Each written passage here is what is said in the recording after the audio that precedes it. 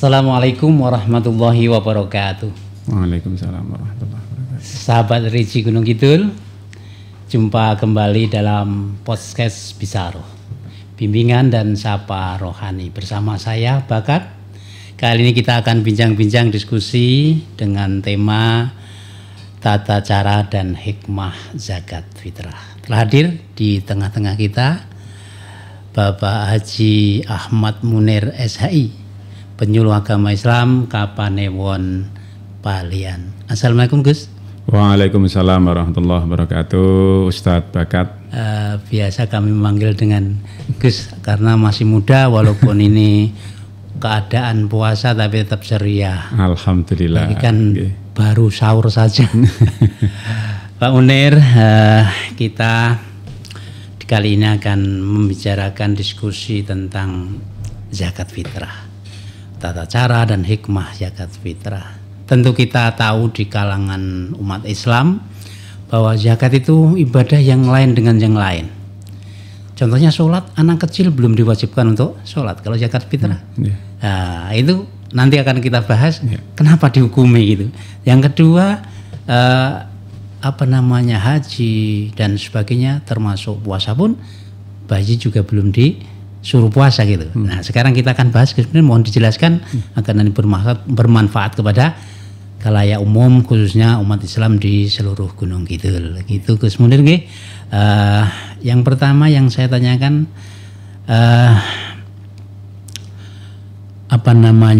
jelaskan sedikit banyak itu ya, sedikit boleh tapi banyak jangan banyak gitu. Tentang zakat fitrah. Yang kedua, apa sih hukumnya zakat fitrah? Gitu Gus.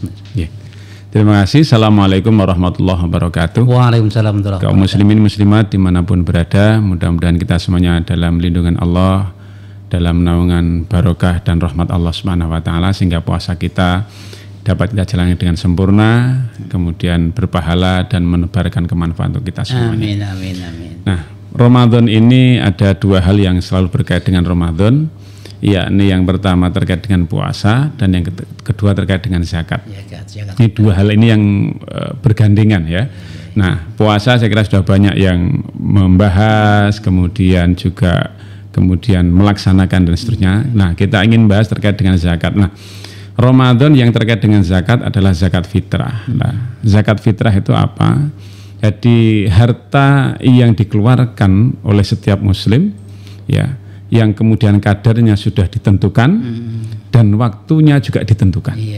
Nah, dan itu semua muslim itu berkewajiban untuk mengeluarkan zakat. Tidak kecil, tidak besar, yang penting masih hidup. Yang penting masih hidup, bernyawa begitu. Nah, itu semuanya berkewajiban untuk mengeluarkan zakat.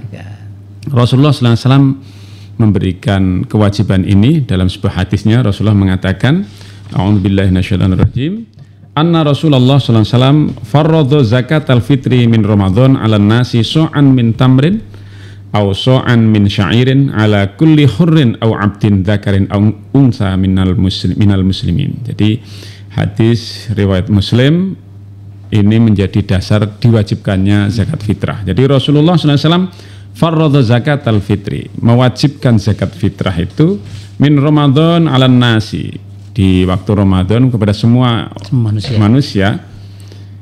Apa yang dikeluarkan? So'an min tamrin, satu sok dari kurma, au so'an min syair, atau satu sok dari gandum.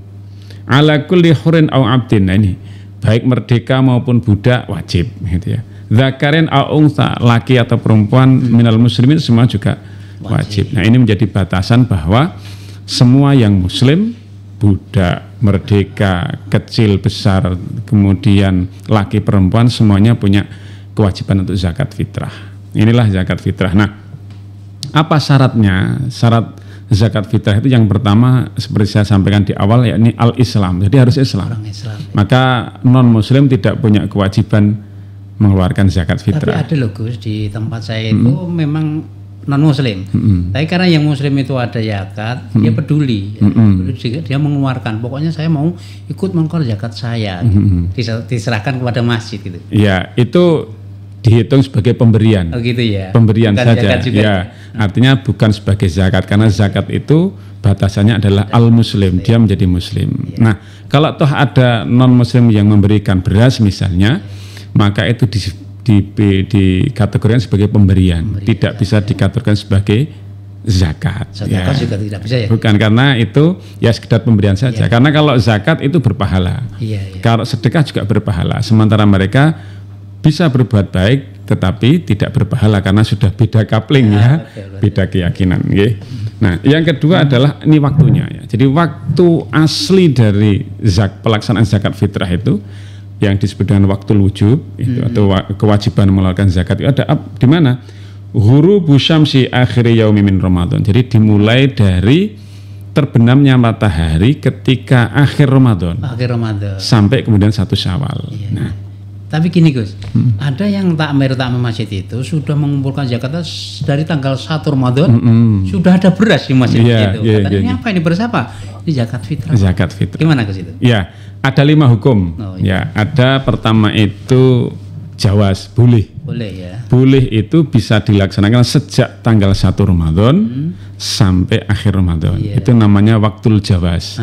Mubah, boleh. Boleh ya. Ada waktul wujub. Waktul wujub itu min ghurubi syamsi. Jadi ketika terbenam matahari sampai akhir tanggal 1 Syawal. Itu wajib. Artinya wajib itu disitulah letak kewajiban kita melaksanakan zakat fitrah. Tapi yang lebih afdal Gus. Ya, nah nanti dulu ini ada 5. Yang berikutnya ada sunnah. Sunnah itu dilaksanakan ketika malam atau min ghurubi syamsi, dari ketika terbenam matahari sampai sebelum sholat id. Itu waktu sunnahnya, waktu yang afdol. Afdal ya. Waktu malam afdol. Ya, malam sampai sebelum sholat id. Waktu makruh, ada waktu makruh. Ketika selesai sholat id, tapi belum sampai habis maghribnya. Ya, jadi sebelum masuk maghrib pada tanggal 2 Syawal ya, masih tanggal 1 itu makruh.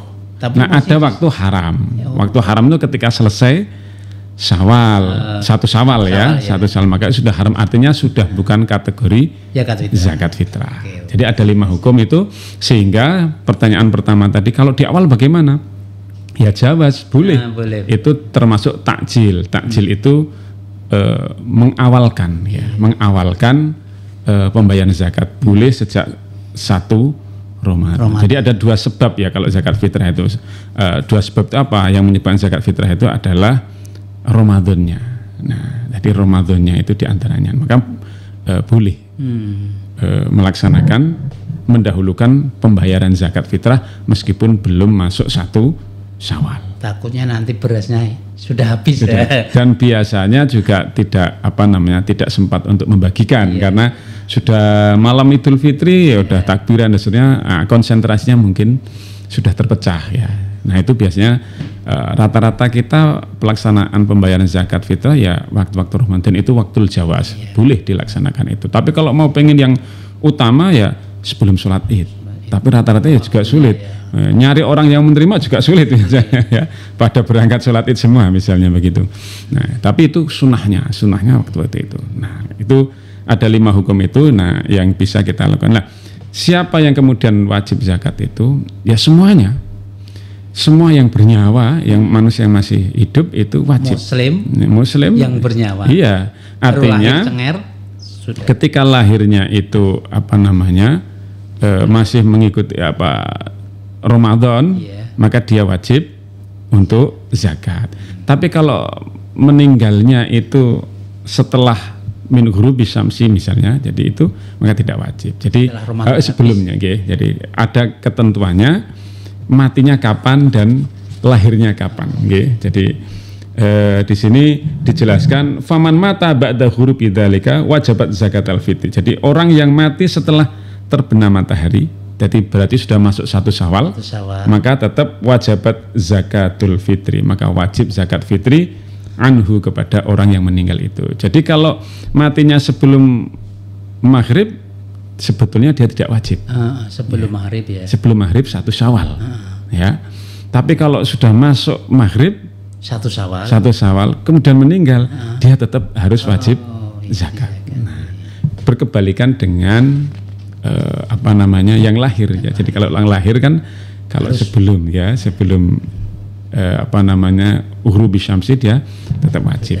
kecuali janin. Kalau masih berupa janin maka tidak dihukumi ya. Kalau masih janin ya belum lahir ya itu dihukumi ya, tidak dihukumi untuk wajib dizakati. Ya, ya. Nah berikutnya adalah apa yang dizakati itu.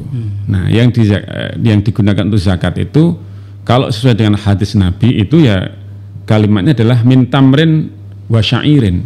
Jadi kurma dan gandum.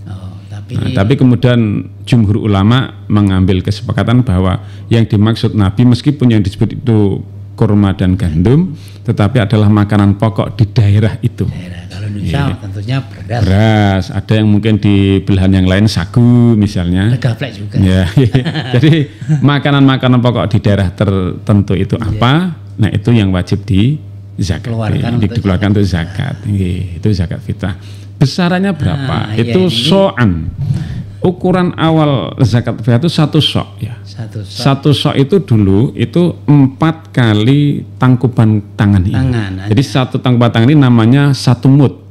Ya 1 mud. 1 tangkupan namanya 1 mud. Nah kalau 1 sok itu 4 kali. Nah itu kemudian dikonversi. Kira-kira kalau semini misalnya gitu ya, 1 segini itu isinya 10.000, begitu 10.000 butir, berarti kalau segini bisa 40.000 butir. Nah, cuman sekarang, dikonversi dulu itu sekitar 2,3, 2,5 kilo ya. Beras itu karena dikonversi sekian itu sekian butir. Jadi sebetulnya takaran zakat fitrah itu bukan berat. Ya, takarannya adalah sok itu banyaknya ya. Nah, kemudian karena sulit ya kita tangan Pak Bakat dengan tangan beda, orang ya Syekh Zayed misalnya dengan beda ya, orang Arab itu beda ya. Beda. Nah, kita kecil-kecil ya nanti nggak nyampe 2 kilo gitu. Setelah dikonversi. Dikonversi, itu kemudian akhirnya kemudian saat ini ada perkembangan bahwa kadar air dalam butiran-butiran beras kita itu sekarang tinggi sehingga beratnya bisa sama tapi jumlah butirannya bisa beda. Oh gitu ya. Padahal awalnya adalah banyaknya bukan beratnya. Nah, jadi yang dihitung pertama itu kan banyaknya bukan beratnya. Kemudian dikonversi, kalau banyak sekian beratnya sekian. Maka kemudian ulama kontemporer itu mengatakan ada yang untuk kehati-hatian itu sekitar 2,7 sampai 3 kilo. Ada yang masih menggunakan batasan 2,5 kilo. Ya monggo. Tetapi kalau pengen kehati-hatian, saya kira ya 2,7 sampai 3 kilo itu tidak aman ya. 2,7 sampai 2,7 ya. 3 kilo. 2,7 sampai 3 kilo itu titik aman untuk kita mengeluarkan zakat fitrah. Nah, oleh karena itu kaum muslimin dimanapun berada kita mulai berhati-hati, berhati-hati terkait dengan zakat ini karena ini menjadi wajib, semuanya wajib. Nah, bagaimana kalau fakir miskin ya? Nah, hitungannya di sini itu selama dia masih bisa mengonsumsi ya ketika fi yaumil aidi wa lailatihi. Jadi malam Idul Fitri dan hari Idul Fitri itu masih cukup untuk makan, maka dia wajib untuk zakat fitrah. Ukurannya makan saja ya. Jadi dia masih punya persediaan bahan pokok untuk keluarga di malam Idul Fitri dan hari Idul Fitri, maka dia wajib zakat. Ya, jadi bukan wah saya miskin nih. Nah, kemiskinannya harus diukur dari situ. Tapi walaupun mengeluarkan zakat, tapi bisa kok menjadi mustahik. Bisa. Ya, karena dia kategori fakir miskin. Karena kadang ada di suatu daerah itu, saya aja zakat kok masa menerima zakat semacam ini, harus dijelaskan pada publik guys ya. Ya, jadi zakat fitrah itu kan kewajiban personal. Iya. Yang ukurannya adalah kemampuan mengeluarkan ketika batasannya adalah malam Id dan hari Id itu dia masih punya bahan pokok untuk makan, maka dia punya kewajiban untuk mengeluarkan. Tetapi meskipun dia dikatakan miskin, nah kategori miskin, kategori gharim punya hutang dan seterusnya itu bagian dari yang lain. Nah, sebagai penutup Pak Bakat, kita pengen bicara terkait dengan hikmah, Jadi hikmah zakat fitrah itu banyak, tetapi setidaknya 2 hal. Satu, bahwa zakat fitrah itu diistilahkan oleh ulama seperti sujud sahwi. Sujud sahwi itu untuk menyempurnakan sholat. Ya, jadi kalau kita nggak sempurna, ada yang kurang, maka sujud sahwi itu sebagai penyempurna. Zakat fitrah juga demikian. Puasa kita, ibadah kita di Ramadan tentu banyak yang tidak sempurna. Maka zakat fitrah menjadi penyempurnanya. Yang kedua, bahan pokok digunakan sebagai cara kita agar orang mudah mengonsumsi. Kenapa bahan pokok? Biar segera bisa dikonsumsi, dan di hari Id semuanya bisa makan, semuanya bisa bergembira. Barangkali itu yang bisa saya sampaikan, mudah-mudahan bermanfaat. Kurang lebihnya mohon maaf. Assalamualaikum warahmatullahi wabarakatuh. Waalaikumsalam warahmatullahi wabarakatuh. Terima kasih Gus Munir. Tadi yang terakhir dikatakan bahwa zakat adalah untuk menyempurnakan segala ibadah kita. Mudah-mudahan dengan kesadaran zakat fitrah ini nanti ibadah-ibadah Ramadan kita itu bisa disempurnakan oleh zakat fitrah. Sahabat Hiji Gunung Kidul, demikian diskusi kita bersama Gus Munir, Bapak Haji Ahmad Munir SAI, penyuluh agama fungsional di Kapanewon Palian. Semoga ini bermanfaat bagi kita semua, khususnya di warga Kabupaten Gunung Kidul. Saya Bakat undur diri. Sampai berjumpa di podcast berikutnya. Wassalamualaikum warahmatullahi wabarakatuh. Waalaikumsalam warahmatullahi wabarakatuh.